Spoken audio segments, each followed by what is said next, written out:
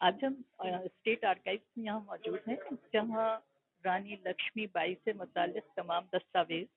यहाँ पर लगाए गए हैं और ये बहुत ही नायाब दुर्लभ दस्तावेज हैं, जिनको जब मैं यहाँ आई तो इन्हें देखकर हैरान रह गई, क्योंकि अभी तक हम सिर्फ रानी लक्ष्मीबाई एक बहादुर औरत थी जो अंग्रेजों से लड़ी थी, उनकी तस्वीर देख लेते हैं, उनकी पीठ पर एक बच्चा उनका है जो बंधा हुआ है, बांधकर उन्होंने, और उसके साथ वो घोड़े पर बैठी हैं और लड़ रही हैं, उनके हाथ में तलवार है। तो ये एक बहादुर औरत की तस्वीर सिर्फ हमारे जहन में थी, लेकिन उनके बारे में डॉक्यूमेंटेड इतनी चीज़ें हैं, हमें नहीं पता था इस। और यहाँ आकर उन सबको देखकर, उनके बारे में जानकर, उनके बारे में इतनी ज़्यादा अभी बातें करके मैं बहुत खुश हूँ कि एक नाम जो सिर्फ नाम था, आज मैं उसे एक डॉक्यूमेंटेड स्टोरी के तौर पर देख रही हूँ और उनके बारे में अब बहुत ज़्यादा जानने की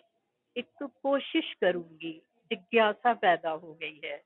दूसरे, अभी हमने जब आपस में बात की तो उनकी एक मुहर यहाँ पर संवत 1910 लक्ष्मीबाई, वो मुहर है जो उर्दू में है। हम एक उनके दस्तावेज को कह रहे थे कि वो बुंदेलखंडी में है, हमारे एक साथी ने यही बताया कि नहीं, वो बुंदेलखंडी में नहीं है, वो पाली में है। और उन्होंने एक मिसाल दी कि बहरिया के एक कुएं में एक शिलापट लगा हुआ है, पत्थर की शिला लगी हुई है जिस पर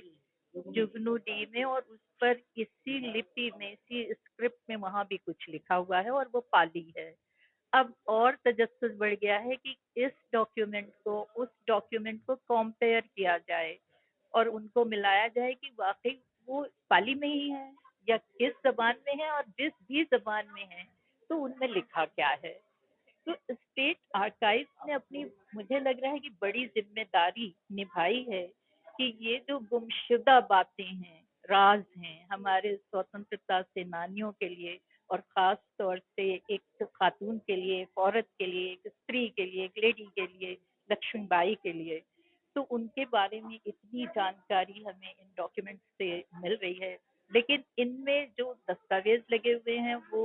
ज़्यादा अंग्रेज़ों के ज़बानी कहे गए या उनके ज़रिए लिखे गए दस्तावेज हैं। उनको देखते हुए अब बड़ी ज़रूरत महसूस हो रही है कि उनके अलावा, अंग्रेज़ों के अलावा, हिंदुस्तान में हिंदुस्तानियों ने उनके बारे में क्या लिखा है, उनके बारे में क्या कहा है, हकीकत क्या है, ये जानने की कोशिश अब तेज हो जाएगी। ये आज यहाँ पर लगी इस प्रदर्शनी का मुझे मकसद समझ में आ गया है और इंशाल्लाह मैं उसमें आगे काम जरूर करूंगी। मैं professor Saleha Rashid, retired professor Arabic and Persian, Allahabad university.